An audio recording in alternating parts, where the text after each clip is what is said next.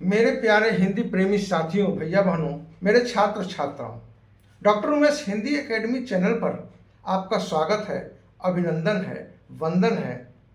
तो आइए आज हम लोग पहला वीडियो शुरू करते हैं हिंदी भाषा से संबंधित।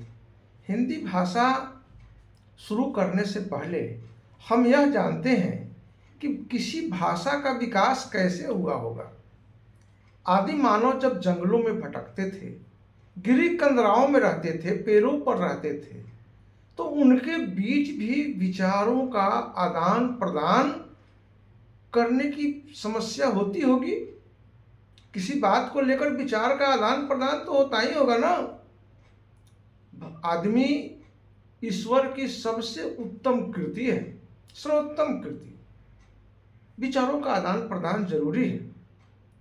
अब मान लीजिए कि आदि मानव को प्यास लगी होगी, तो आपस में जब एक जगह रहते थे, आप देखते हैं जानवर भी एक जगह रहते हैं अभी भी, तो आदि मानव भी एक जगह रहते थे, कहीं पेड़ों पर, कंदराओं में, गुफाओं में। अगर उन्हें प्यास लगेगी तो एक दूसरे से कैसे कुछ पूछेंगे?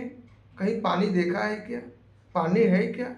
हम लोग तो अभी भाषा का विकास है तो पूछ लेंगे भाई पानी चाहिए, या कहीं पनघट है, कुआं है, चापानल है क्या? उस समय क्या होता होगा?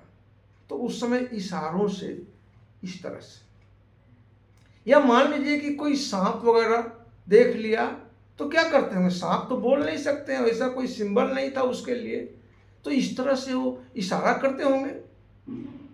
फिर धीरे धीरे ध्वनियों का विकास हुआ होगा।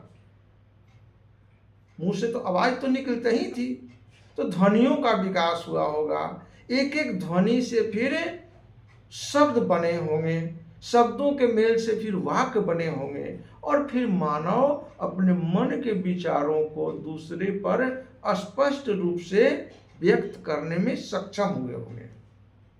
तो भाषा की परिभाषा इसी तरह बनती है।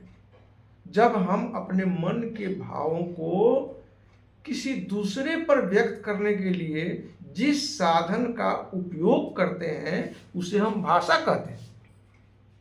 अपने मन के भावों को, विचारों को किसी अन्य पर व्यक्त करने के लिए जिन माध्यम का, जिन साधनों का प्रयोग करते हैं उसे हम भाषा कहते हैं।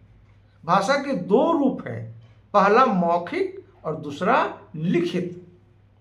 तो पहले मौखिक ही चला होगा।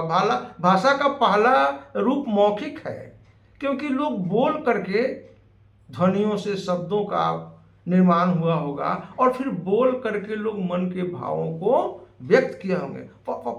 पानी है ना, तो इस तरह से बोल करके फिर इन ध्वनियों को लिखने के लिए लेखन चिन्हों का विकास हुआ होगा, आविष्कार हुआ होगा।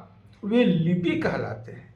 मौखिक ध्वनियों को लिखित रूप प्रदान करने के लिए जिन लेखन चिन्हों का प्रयोग करते हैं उन्हें हम लिपि कहते हैं।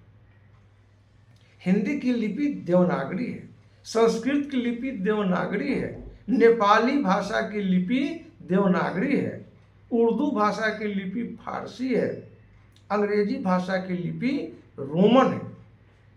तो इस तरह से इस चैनल पर आपको हिंदी की जानकारी विस्तार से मिलेगी, छोटे छोटे वीडियो के माध्यम से। फिर हम लोग अगले वीडियो में अन्य बातों पर चर्चा करेंगे। भाषा के कितने प्रकार हैं, भाषा परिवार किसे कहते हैं, फिर वर्ण विचार, शब्द विचार, वाक्य विचार, तो विस्तार से हम पढ़ेंगे। आज के क्लास में, आज के वीडियो में बस इतना ही। चैनल को लाइक और सब्सक्राइब करिएगा, दोस्तों में शेयर करिएगा। तब तक के लिए धन्यवाद।